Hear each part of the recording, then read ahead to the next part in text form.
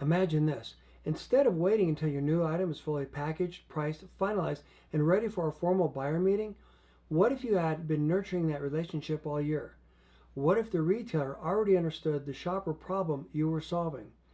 What if they were being invited on the journey? That changes the conversation. Instead of walking into a meeting saying, "Here's our new item, will you put it on the shelf?" The buyer may already be thinking, "I've been waiting for this." That is the difference between a sales pitch and a relationship. That is where the email strategy we've been talking about becomes so powerful. Trade shows do not create ROI. Follow-up systems do. Welcome back to the Bulletproof Your CPG Brand podcast. I'm Dan Lohman. Today I want to talk about trade shows. Any place where a CPG brand spends real money, real time, real energy, and real focus trying to get in front of the right people. And I want to start with something that most founders already know, but not enough people are saying out loud. Trade shows are expensive. And I don't mean just the booth. I mean the real cost, the time away from the business, the work that doesn't get done while you're there, the moment that slows down while your team is focused on the show, the retail issues that wait, the broker follow-up that gets delayed, the production problem that still needs attention, the cash that goes out before you know what comes back. That is the part most brands underestimate. They look at the invoice, but they do not always calculate the total cost. A trade show does not just cost money, it costs attention, it costs focus, it costs bandwidth, it costs momentum. And when you're an entrepreneurial CPG founder trying to extend your runway, that matters a lot. That's why today's topic is important. Because trade shows do not create ROI. Follow-up systems do. Now, I am not anti-trade show. I want to be clear about that. Trade shows can be incredibly valuable. Relationships matter in this industry, especially natural, organic, better for you, and mission-driven CPG. You see the same people again and again. Someone you meet at one show may be at a different retailer in 2 years from now. A broker you may meet today may introduce you to someone tomorrow. A buyer who's not the right fit right now may become the exact buyer you need later. An industry partner may remember how you showed up. A founder peer may make an introduction you could never have made on your own. So this is not about saying shows do not matter. They do. The problem is that too many brands treat the show like the event is the strategy. It isn't. The show is the opening. The follow-up system is what determines whether the investment keeps working after everyone goes home. To help, I created the Shopper Signal Flywheel, where I show you how to leverage this strategy in your business. Stay tuned to the end to learn more and how to get your free copy. In episode 306, I talked about the idea that trade shows are not sampling events. That is still true. Sampling matters. People need to taste the product. The sensory experience matters. But a show is not a place to hand out samples or business cards. It is a leverage event. It is a relationship event. It is a listening event. And it is a signal capture event. It is a chance to open doors that may not open any other way. It is an opportunity to build community. But only if you have a system to carry the relationship forward. Without that system, a show can become one of the most expensive forms of hope in your business. You hope the buyer remembers you. You hope the broker follows up. You hope the distributor reaches back out. You hope the investor looks at the deck. You hope the samples get shared. Hope is not a system. And when runway gets tight, hope gets expensive. Let me repeat that. When runway gets tight, hope gets expensive. Here's what happens to a lot of brands. They get ready for the show. They spend weeks preparing. They worry about the booth. They worry about getting the samples there. They worry about whether the product will arrive on time. They worry about whether the team will say the right thing. They worry about whether the right people will stop by. Then the show happens. The booth feels busy. People say nice things. Some buyers come by. Some brokers come by. Some distributors come by. Some investors come by. Some consumers try the product and smile. The founder feels encouraged, and that's real. Founders need those moments. When you're building something hard, it matters when people respond. It matters when people say, "I love this." It matters when a buyer stops and asks a smart question. It matters when the product gets attention. But booth traffic is not the win. The win is what happens next. The win is whether the right people are followed up with and in the right way. The win is whether the conversations are remembered accurately. The win is whether the signals are captured. The win is whether the people who stop by are segmented properly. The win is whether the message continues after the booth comes down. That is where most of the value is captured or lost. And the loss is eventually quiet. It does not feel like a big failure. It feels like getting back to work. The founder comes home tired. The inbox is full. The team is behind. Retailers still need attention. Orders still need attention. Deductions still need to be chased. Production still has issues. Cash is still tight. And the show follow-up becomes one more thing on the list. One day becomes 3. 3 days become a week. A week becomes 2. And by then, the other person may not remember the conversation the way you do. That buyer had hundreds of conversations. That distributor met dozens of brands. That investor saw a lot of decks. The shopper tried a lot of samples. They are back in their own world. Your job is to make it easy for them to remember why the conversation mattered. That is where follow-up becomes strategy, not admin. Strategy. A good follow-up system does 3 things. It remembers the conversation, it continues the relationship, and it creates the next logical step. That sounds simple. It is simple, but simple does not mean common. Most brands still follow up too generically. Great meeting you at the show. Thanks for stopping by. Attached is our sales sheet. Let me know if you have any questions. That is not bad. It is just not enough. Everyone is sending that email. What makes your follow-up difference is relevance. Instead say, I enjoyed meeting you at the Fancy Food Show. You mentioned that your team is looking for products that can bring in new shoppers into the set without relying only on discounts. That connected directly to what we talked about at the booth. Make the comment personal and memorable so they are instantly taken back to that conversation in their mind. That is different. Now the person knows you listened. Now they remember the conversation. Now the follow-up has context. That is how relationships start to deepen. And relationships are everything in this industry. I have had opportunities open because of relationships that started years earlier. Retailers asked for my opinion because I took the time to understand their category. Buyers have shared what problem they're trying to solve because the relationship was not transactional. That is when the work gets interesting. Not when you're just presenting your product once you're at a category view, but when the retailer starts treating you like someone who can help them think. That is a very different relationship. And that is the bigger opportunity I want founders to see. Because the best trade show follow-up is not about getting a meeting. It's about continuing the conversation. It's about staying relevant. It's about becoming useful. It's about building trust over time. Imagine this. Instead of waiting until your new item is fully packaged, priced, finalized, and ready for a formal buyer meeting, what if you had been nurturing that relationship all year? What if the retailer already understood the shopper problem you were solving?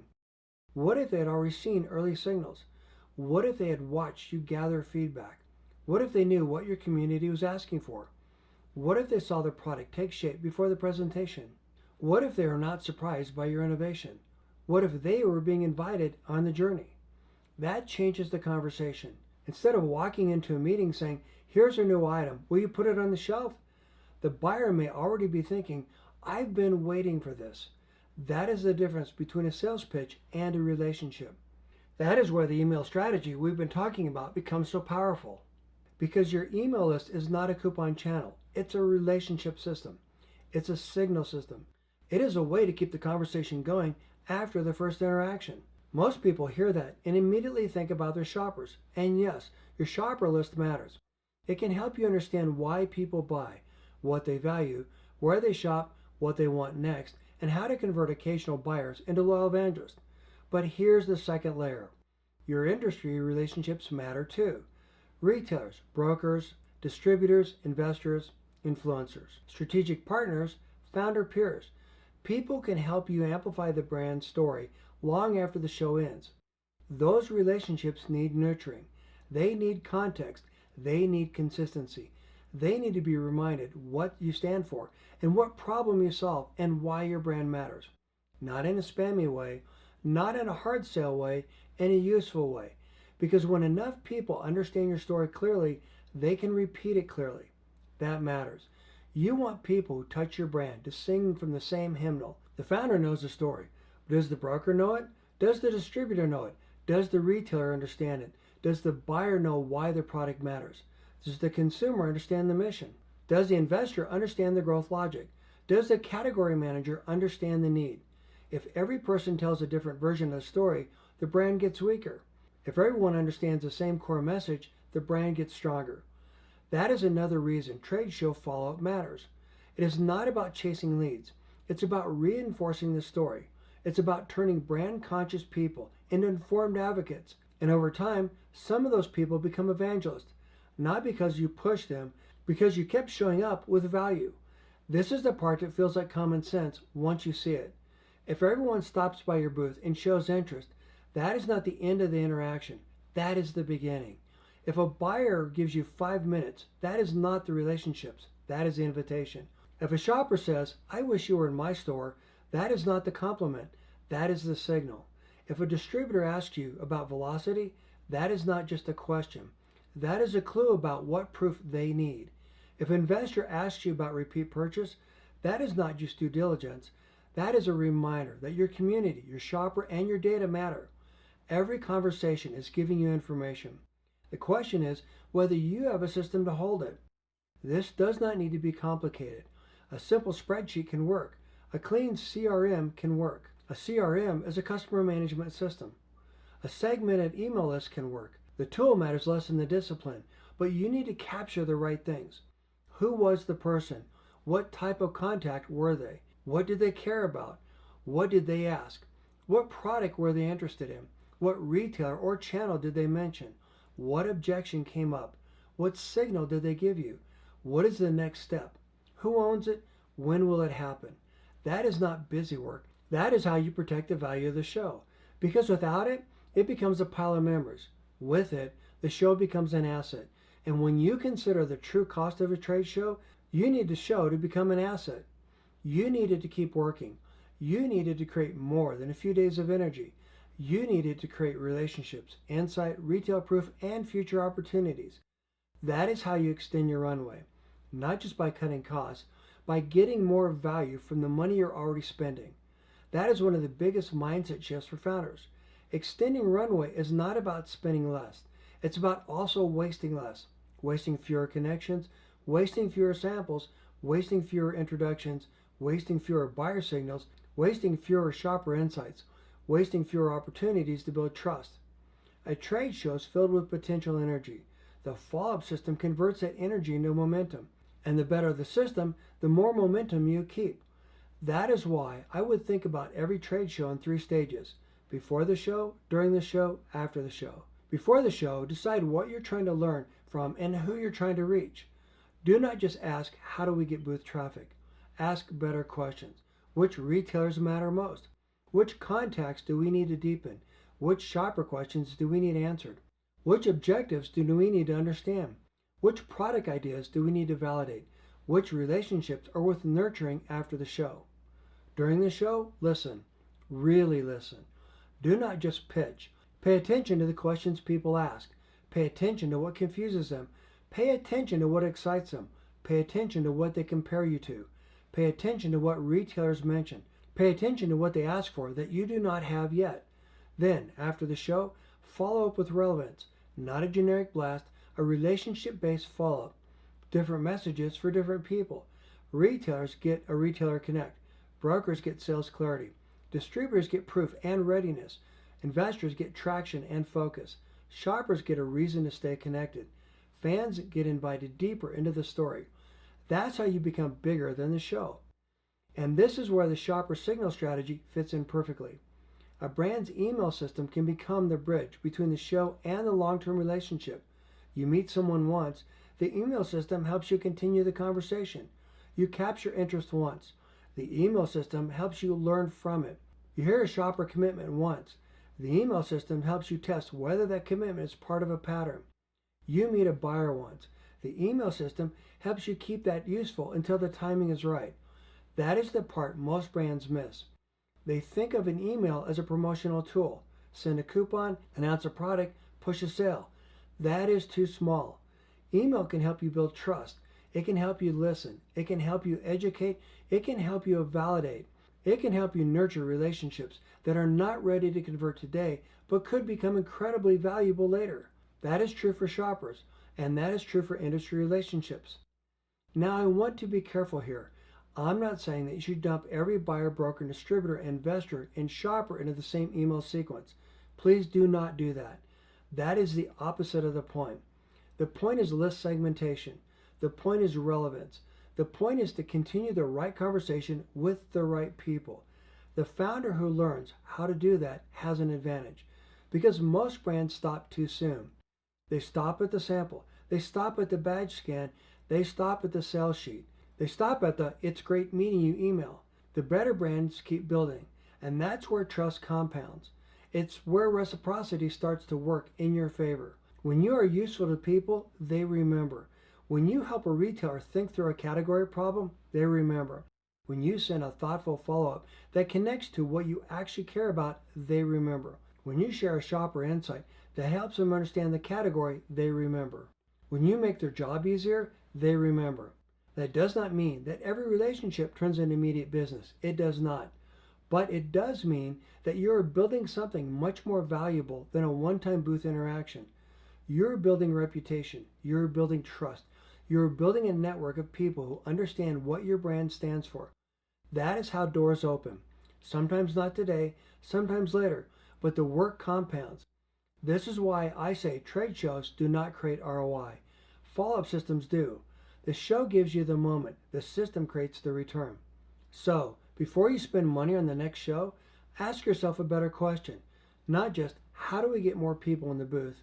Ask, what are we going to do with the people who stop by? How are we going to capture what they tell us? How will we segment them? How will we follow up with them? How will we continue the conversation? How we turn interest into trust? How do we turn proof into retail growth? That is the work. And the good news is that this does not require a giant team. It does not require a giant budget. It requires intention. It requires a simple system. It requires the discipline to keep the relationship going after the show ends. That is how you get more from the money you already spent. That is how you protect your runway. That is how you improve execution. That is how you compete smarter. And that is how your brand becomes easier to believe in. One final thought. If you just got home from a trade show, do not beat yourself up if the follow-up system's not perfect. Start where you are. Pull the names together. Segment the contacts. Write the first thoughtful note. Capture what you learned. Ask what should happen next. Then build the system a little better before the next show. You do not need to make this complicated. You just need to make it intentional because your booth traffic is not the win. Your follow-up system is. I'm Dan Lohman. This is the Bulletproof Your CPG Brand podcast. Thank you for listening. Before we wrap up, I created a free guide for this episode called the Shopper Signal Flywheel. Most CPG brands use email to send coupons, announce products, or remind shoppers to buy. That can help, but your email list can be much more than a promotional channel. It can become a practical shopper signal system. It can help you learn why shoppers buy, why they repeat, what they value, what they want next, and how to turn occasional shoppers into loyal evangelists. That insight can strengthen your email strategy, your product strategy, your retail story, and your ability to make better decisions with less guesswork. You can download the free guide at retailsolve.com/guide31. Again, that is retailsolve.com/guide31. Use it to start thinking differently about your email list, your shopper relationship, and the retail proof your brand may already be able to build. Thanks again for joining me on the Bulletproof Your CPG Brand podcast. If this episode helped you see your business differently, follow the show, leave a comment, and share it with another founder who needs it. You can download this episode's free guide in the show notes. And if you want to start with the bigger picture, run the free 15-minute CPG runway leak finder at retailsolve.com/findleaks. Before you raise more money, cut the wrong thing, or fund another promotion, find where your cash, margin, execution, and decision quality may already be leaking inside your business. I'll see you in the next episode. At retailsolve.com/session328.